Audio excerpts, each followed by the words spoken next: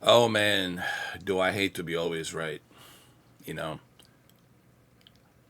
I want people to understand something about me. I don't wake up every morning looking for negativity.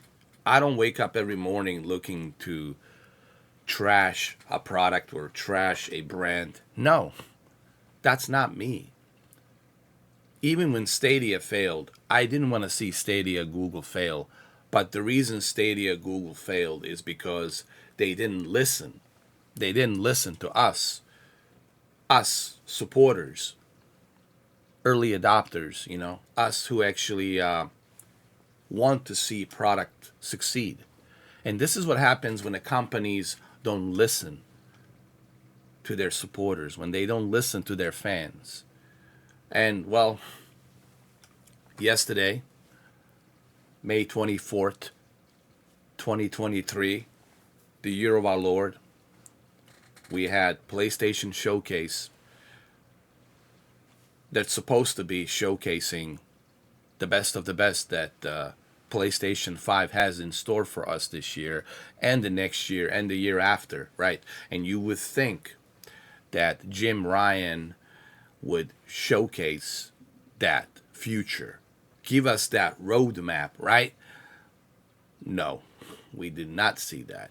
And this is exactly why I made those two videos criticizing Sony for that reason.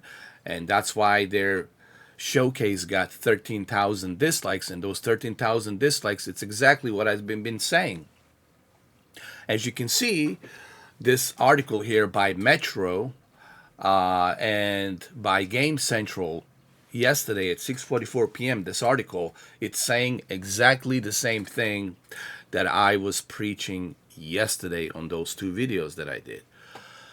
All right, so let's read this article, shall we? And then I'm going to dive into it. I will give you my honest opinions and thoughts on it. All right, so this is the article from Metro and by Game Central. Sony's much anticipated E3 style preview event was full of new games, but few of them were by Sony and none of them stole the show. I'm going to highlight this because this is very important. This is very important for you to read. Okay? Sony's much anticipated E3 style preview event was full of new games, but few of them were by Sony and none of them stole the show. And that's the problem. That is the big problem right there. People were all excited and couldn't wait to tune in on May 24th, 4 p.m. Eastern, 1 p.m. Pacific, to see this E3 style most anticipated PlayStation Showcase. This is your PlayStation Showcase 1 hour opportunity to show us the roadmap on what you got going on for PlayStation 5 exclusives with all these new studios like Bungie and House Marquee and Blue Point that you have acquired to showcase to us what you got working down the road with Santa Monica Studios, etc., etc. Right? Well, it turned out to be just another state of play. If this was a state of play, I could let it slide. I said, okay, it's a state of play. But no, this was total letdown, guys. This was a total disappointment, especially coming from a brand like PlayStation, dude. What a disappointment. So, anyway, let's continue reading. Although they had some smaller state of play live streams in the interim, it essentially been 2 years since Sony had a major preview showcase, which is true, of the sort they used to hold around E3 time in June.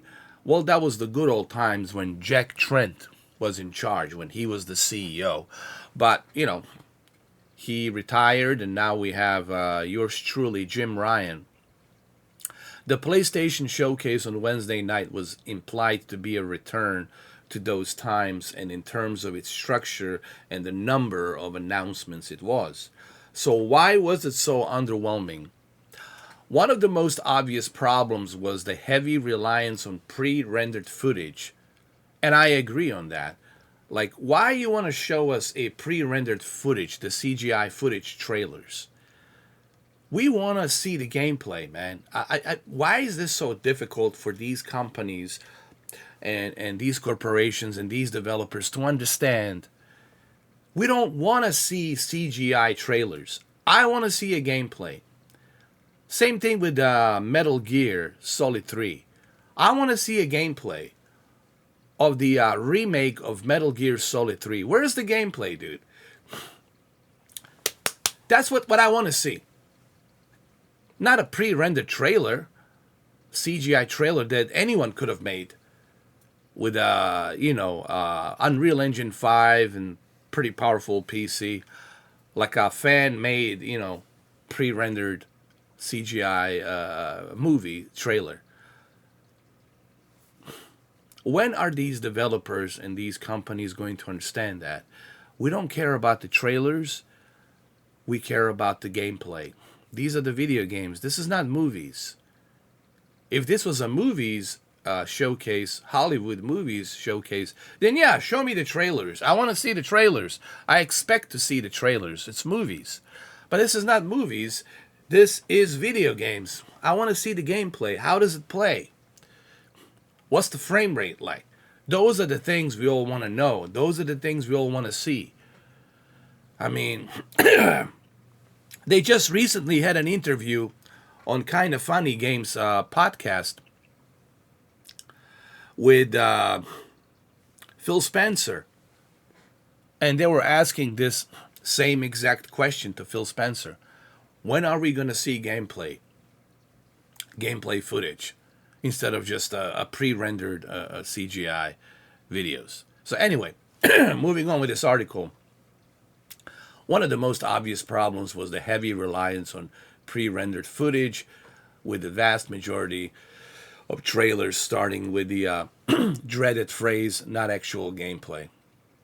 That's not uncommon for Sony or Microsoft, but usually fans let that slide because it accompanies the announcement of a major new exclusive.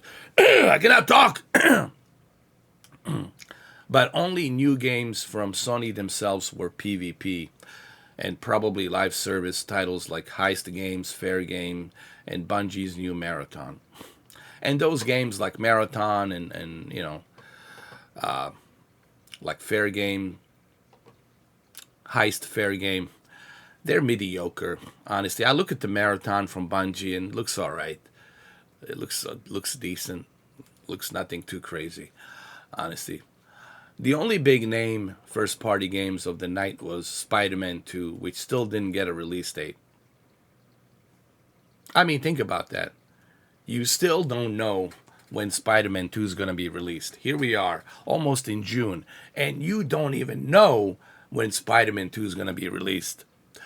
No gameplay footage of Spider-Man 2 to showcase the power of PS5, because it's a PS5 only. It won't be a PS4 4 or PS4 Pro. It'll be just PS5. Only PS5 5. So, no gameplay footage, no showcase of the gameplay footage, no showcase of the power that the GPU, CPU of PS5 has. None of that to showcase that. So, anyway, there was absolutely no sign of The Last of Us multiplayer either.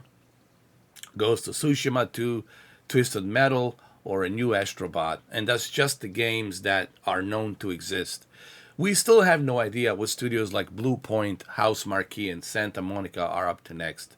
There was no way all of those were going to be revealed at once, but the fact that none of them were is hugely disappointing. Like, it's true, I agree. You couldn't even show us a tech demo of what you're working on to bring developers on the stage from Blue Point, House Marquee, and Santa Monica to at least show us a tech demo of what they're working on, like an early access. You couldn't even do that, Jim Ryan. Once again, you have to question whether Sony is purposely holding itself back for the sake of monopoly investigators and their opposition to the Activision Blizzard acquisition, since if Sony's reveals too much, they could inadvertently prove to the world that the buyout is no threat to them. Since we'll never find out for certain if that's what's going on, though it's really not much more than a conspiracy theory. I could care less about the acquisition. I don't think that acquisition with Activision Blizzard will have any effect on Sony, but some of them they think that might, but it's still conspiracy, whatever.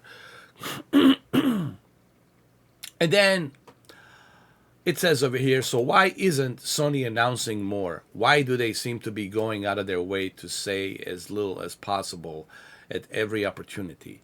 Earlier this week, they were trying to pretend the PlayStation VR 2 wasn't a flop, and yet they haven't announced a single new first-party game for it since it launched in February. I agree. They're pretending like PlayStation VR 2 is doing just fine. No, it's not. It's not doing fine. You got, some people out there, maybe, 30 to 40 to 50,000 of them enjoying a PlayStation VR 2, but you don't have like millions and millions and millions out there enjoying it. So it's not doing that well, okay? It's not doing that well at all. And there's barely any applications from independent developers, barely any applications, creative applications for the use of PlayStation VR 2.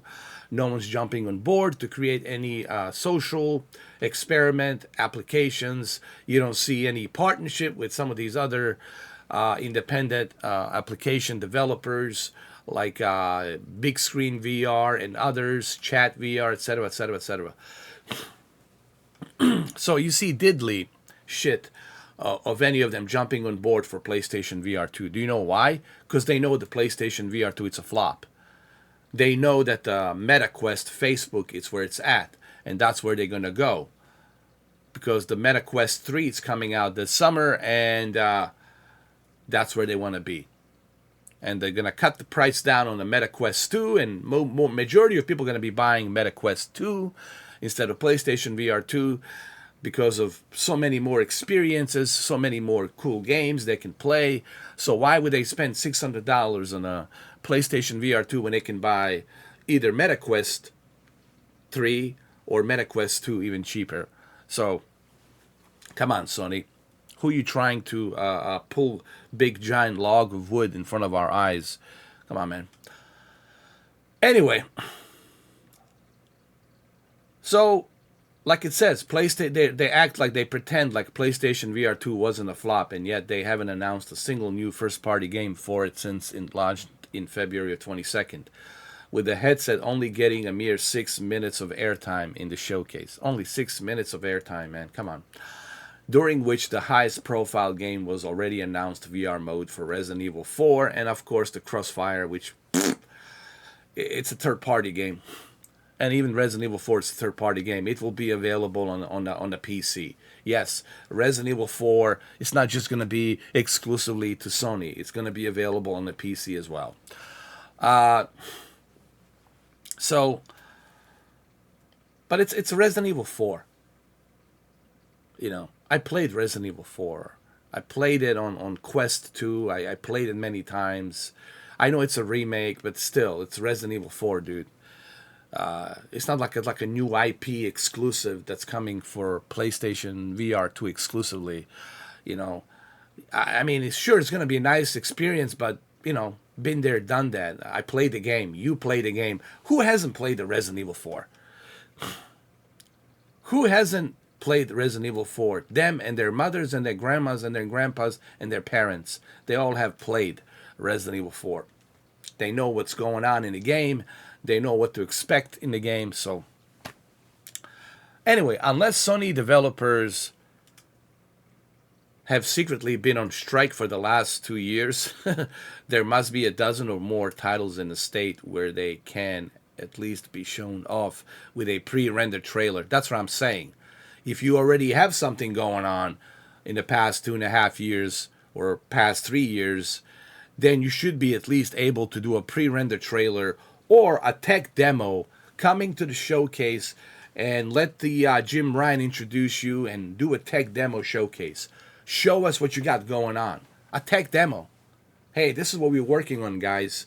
The announcement of the release dates will be coming in the near future, but this is what we're working on. No, none of that. None of that was showcased. Zero of that was showcased. So anyway, so the only thing they had was one of the few exceptions that's called a Concord from developer Firewalk. Concord. It's also known to be a multiplayer game, and so very probably a live service title as well. So a multiplayer only game that requires you to be on that server. Nah, not interested in that, man. Not interested in that. So I agree with this article. I mean, look, guys, I don't want to butcher this video any longer. There needs to be. I said what I said in past two videos. And then the announcement of that Project Q, that 8-inch HD screen with a PlayStation 5 DualSense controller cut on the left and the right side and turned into a bipolar Nintendo PlayStation sandwich. It's ridiculous. I mean, what's the point of that Project Q? I mean, honestly, what is the point of that Project Q? You have to be sitting next to your PlayStation 5 and you have to use the remote Wi-Fi connection to play your PS5 games. I don't want to be next to my PS5. Dude, if I'm sitting next to my PS5, I'm going to play it on a big LG OLED 4K Dolby Vision HDR screen. Why would I want to go ahead and use a remote play? Why? If I'm already in my house, guess what, cousin? Guess what, sister? I'm going to be playing it on my big, giant OLED screen, enjoying all the bells and whistles that my OLED has to offer with the PS5 hardware natively. Why should I go ahead and unless I want to go to the toilet? But come on, man. How long is it going to take you to take a shit, go to the toilet? You take a shit, pause the game, go take a shit, come back and continue playing your game on a big living room screen. So, and then these earbuds, what is this? Now, Sony is like a Dr. Dre Beats by Dr. Dre or something, or JBL's. What is this, man? It's, man, I got to tell you something. This year, it has to be one of the worst years for video gaming. Everybody said, ooh, 2023 is going to be a great year for gaming. Oh, man. This is why, man, you can never be too sure. I always tell people I have zero expectations. I've been burned last year with video games. And this year, it's no different. This year, it's even worse. This year, it's even worse. Total disappointment from both Microsoft and Sony. The only company right now that's doing pretty well, it's Nintendo. Yeah, with Legend of Zelda, Tears of the Kingdom. They sold 10 million copies of that game in just 3 days worldwide, and 4 million copies in 3 days in North America continent. So Nintendo is doing pretty well.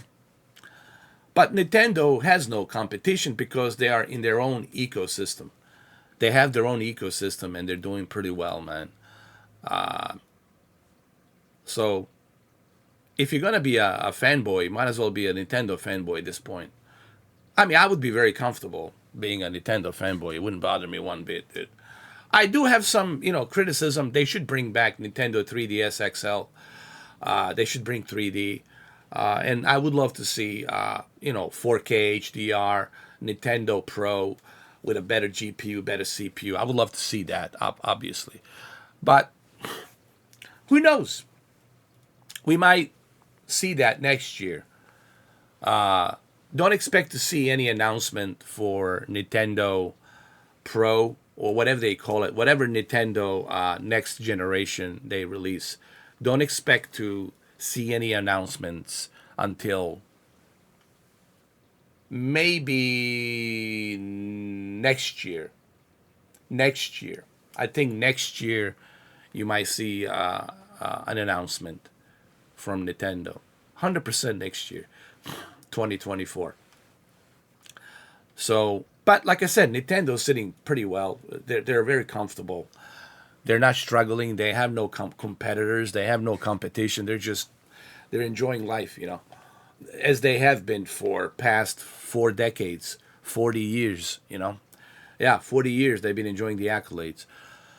But Microsoft and Sony right now is just, man, terrible. This is because they're not listening. This is what happens, and I want to end the video by saying this. This is what happens when these CEOs are not listening to us, the gamers, the ones that made you who you are, the ones that made that brand exist and be successful. And this is a reminder as to what happens when you don't listen to us, the ones that made you the brand that you are. So it's important for these companies to be reminded of that. I mean, look at Stadia. And I warned everybody in 2020, 2021. I warned everybody. I said, hey, I like Stadia and I don't want to see Stadia fail. But they will fail if they don't listen to us. And guess what happened? They didn't listen, right? Phil Harrison didn't listen. And he ignored the red flags. So many red flags. He didn't even want to bother acknowledging the red flags, let alone fixing them. But he didn't even acknowledge all the red flags that were surrounding Google Stadia. And I warned people about Google Stadia. I said, they're going to fail. This is the Titanic ship. They will fail and they will shut down because they're not listening to us, the gamers. And guess what happened? Well, unfortunately, tragically, that ship hit the iceberg and tragically it shut down. So I don't want to see products fail. I want you to understand this before I end this video, because you guys might have a difference of opinion, and that's okay. You might think that I'm some kind of asshole that wakes up every morning and just looking for negativity. That's totally not true. Totally opposite. I want to see products be successful. I want to see brands be successful. I want to see people be successful. Okay? Unless you're a terrible person, well then, you get what you get. But in general, I want to see success. I want to see companies do well. Because when companies do well, when Hollywood does well, when movies do well, when video games do well, then we get good products and we get to enjoy it. We get to enjoy it. We get to enjoy and cherish those great experiences, right? But that only happens if they're successful. If they are successful, if they're listening. And the best way for them to be successful is to listen. You have to listen to the feedback. And in the past 7 years, there's been a lack of that. They have not been listening to the feedback, And this is what happens when you don't listen to the feedback, when you don't listen to what we want. Then you end up with these ridiculous PlayStation showcases and these ridiculous products like Project Q and that PlayStation VR2 that nobody wants. It is what it is. It is sad, but let this be a lesson learned. Lesson learned. Hopefully, this is the year of reckoning. This is the year of learning. Hopefully that companies like Microsoft and Sony will learn the lessons. Hopefully they will learn the lessons If they don't learn the lessons, well, then you're going to get what you're going to get. But I also want to say something else before I end this video. Something that I was saying on my previous videos yesterday. I think this is we're in some kind of a crossroads in terms of gaming society and gaming industry. We're in a crossroads, and these crossroads are taking us in a very different direction. And I don't like the direction that it's taking us, to be honest with you. It doesn't feel good. I don't feel happy about it. But I can feel it. I can sense it, that we're going in a very kind of a strange, weird direction with the way the gaming industry is going. And I don't think you guys will enjoy it. I sure as hell, I'm not enjoying what I'm seeing so far. It feels like they're all greedy. They're just focused on ripping us, the gamers, and taking our money. This just seems to be like a money maker, and I don't like it, man. I don't like being ripped off. Nobody likes that feeling. You don't like that feeling. I don't like that feeling of being ripped off. But it looks like that's where it's going. It's just going in a direction of taking your money and giving you shit experiences. Again, I hope I'm wrong. I hope all of this changes, but so far, man, I was right. So far I was, and I hate to be right, you know. I hate to be that guy that told you so, but unfortunately, well, I hate to sound like Ian Malcolm, but here we are. Here we are.